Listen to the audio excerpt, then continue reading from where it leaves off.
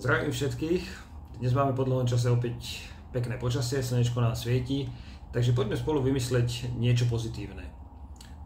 To, čo by som vám chcel dneska vysvetliť, dať pár dobrých trikov a rád, sa týka nasledovného. Zbláznil som sa, lebo premýšľam nad kúpou nehnuteľnosti v roku 2023, keď všetci v mojom okolí mi hovoria, že úrokové sadzby sú prehnane vysoké.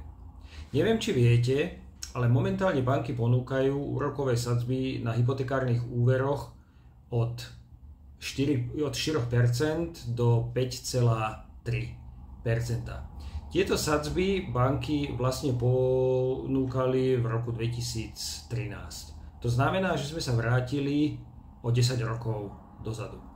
Áno, máte pravdu, tieto úrokové sadzby sú na momentálnu dobu pre koncového spotrebiteľa naozaj vysoké, keďže keď si spomenieme smerom dozadu o rok, boli na úrovni 1%.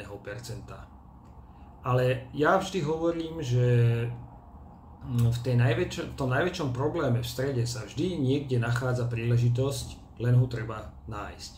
Takže na základe mojich analýz vám môžem odporučiť alebo poradiť, že áno, úrokové sadzby sú na tých úrovniach spred 10 rokov, teda nie celkom akože zaujímavé, ale na druhú stranu ja ako skúsený realitný odborník vám viem vyjednať pri kúpe bytu alebo domu, o ktorý máte záujem, povedzme aj 30% zľavu.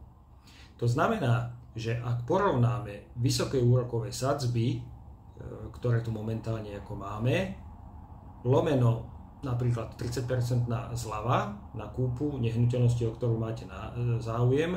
To znamená, že tie úrokové sadzby tú cenu vyvážia a vlastne nie je to také nezaujímavé. Naopak povedal by som, že je to jedinečná príležitosť, ako momentálne kúpiť tú nehnuteľnosť a mať z toho dobrý pocit.